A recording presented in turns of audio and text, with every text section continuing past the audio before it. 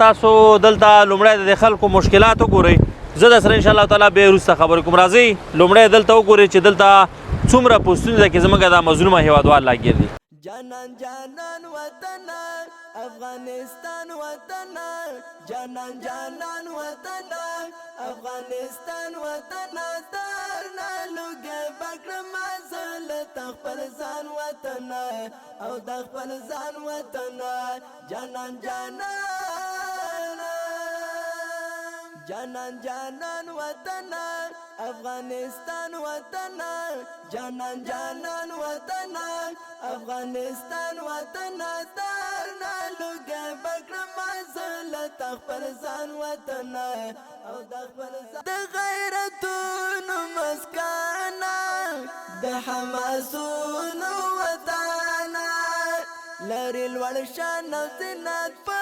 دې جهان په دې جهان په دې جهان وطن افغانستان وطن جانان جانان جانان جانان وطن افغانستان وطن جانان جانان وطن افغانستان الله چې راپوري وته بس کلمې ویلې نو بس الله پاک رحم وکړو ولا چې وبډيري دي او د مسولینو نو دغه غوښتنه ده چې مونږ ته د دې د ځای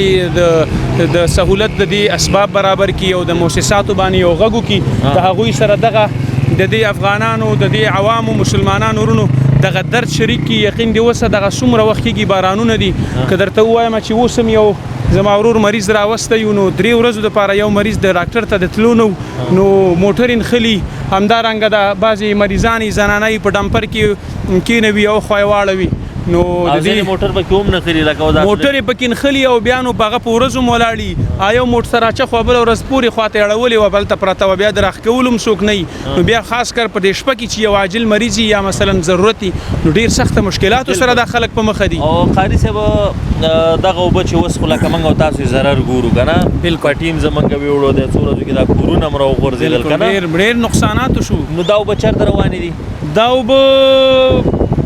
چرته روانې دي تاسو ته خو پته ده چې چرته روانې دي ټولو ته پته ده چې دا پاکستان ته روانې تاوان یې موږ ګورو دا تاوان هم موږ ګورو او فایده یې بل ته رسېږي تاوان یې موږ ته رارسېږي او فایده یې بل ته رسېږي ښه نو هغوی ویلې چې موږ به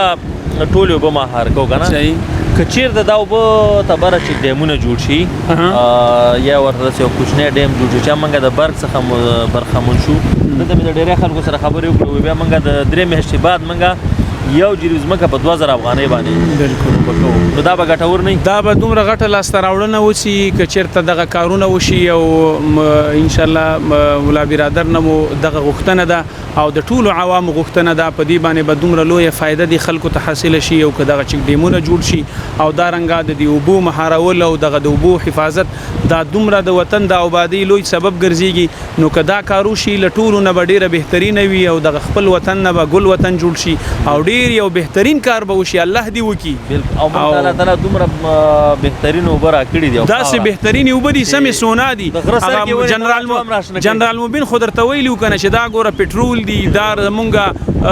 ډیزل دي پوه شولې نو دا ډیزلو سره به لږ احتیاط کوو نه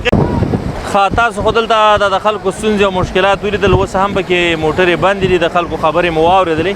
موږ کله کله واړه چک ډیمونه جوړ شوي په هغې باندې ویډیو جوړه کړو چې افغانستان د ترقۍ او د آبادۍ په لور باندې بیا زیاتره نورونه په کمنټ کې چې دی هغوی وایي چې دا ترقي او آبادي نه ده که موږ د اوبو مهار خبرو کړو نو زیاتره ورونه بیا دا وایي چې د کونړ سیند دې مهار شي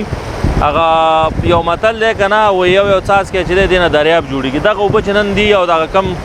3 ولسوالو خلک ته متضرره دي او دلته بند پاتې دي دا یو څاڅکی اوبه راجمع شوي د یو نه اوبه راجمع شوي دي بالاخره سیلاب ترې جوړ شوی دی او دلته خلک دا ضرر او تکلیف او مشکل سره مخ دي الله تعالی په قرآن کریم کې فرمایي لا یکلف الله نفسا الا وسعها نفس نه مکلف مګر څه چې د دې په وس کې یعنی زما او ستا د وسې کار دا ده چې د یو نه اوبه مهار کړو د یو خوړ اوبه مهار کړو د یو ولسوالۍ اوبه مهار کړو دا د کونړ د سیند ډیم دا خو ډېره غټه خبره ده او د دې توانایي دا ټولو ته معلومه ده چې موږ د یو خوړ اوبه نشو مهارولی دلته پول نشو جوړولی نو هغه باندې به ډیم څنګه جوړ شي خو انشاءالله تعالی که چېرته موږ واړه کارونه وکړو غټ کارونه به خامخا الله تعالی کوي